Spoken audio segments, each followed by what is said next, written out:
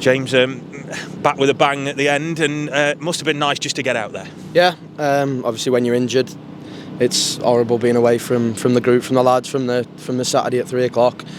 So when you're back in and around it, it's obviously a massive plus, and then you just try and affect the game in any way you can, whatever that may be, and try and help the lads out to get a well-deserved point, I thought, in the end. From your position there, when you saw that ball go in and you saw everyone pile in, did you kind of get the feeling that might have ended up in the net? I was concentrating that hard on just getting a decent connection on it to make sure it got there, but we knew as soon as Proc's come on the pitch, if you can get balls into the box onto his head, there's not many better in the league at attacking a ball at the far post, so just putting it in an area for him, and thankfully he tucked it away. Was it a frustrating game to watch from the bench as well, because of just the way it panned out and a tight first half and then them taking the lead? Yeah, I think we knew coming into the game it's going to be two tough teams. They concede hardly any here at home, and we knew that. We knew it was going to be a tight game, so it was a case of shutting them out and taking our chances when we could.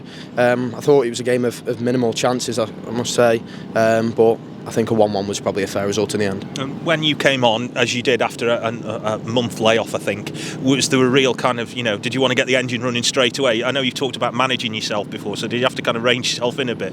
No, definitely. I wouldn't be on the bench if I didn't think I was 100% ready. I had the conversation with Cross the other day to see if I was ready, and with my past injuries, I wouldn't say yes if it was 99%. I'd have to be 100%.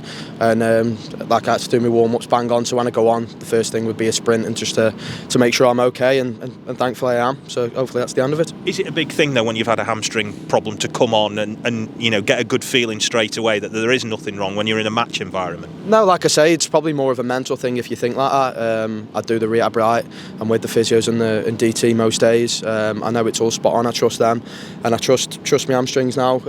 Like I said, hopefully that's the last of them. There's a lot of competition around, not just in your spot but all over the pitch now, and you can see that you coming off the bench with Jamie Proc to start the season, you might have both started the game. Definitely. I think Gaffer's thing all season was keep hold of your shirt, because there's somebody right over your shoulder, and it's a ruthless game. If you're not performing and not keeping your shirt, there's going to be somebody who'll take it and possibly not give it you back.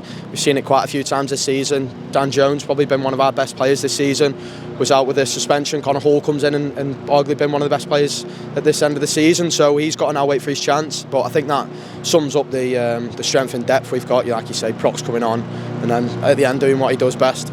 There's a lot still to play for, isn't it? It's a point against a team that doesn't concede many here. Lots of the other results ended in draws, so it's still all in your hands, really, isn't it? Yeah, we know we've got the games in hand, but it's all well and good having them, but they're not points on the board. They're just potential points, potential 3 points.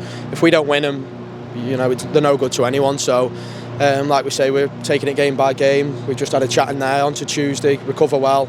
Tuesday's another game, and then after Tuesday we'll go on to Saturday.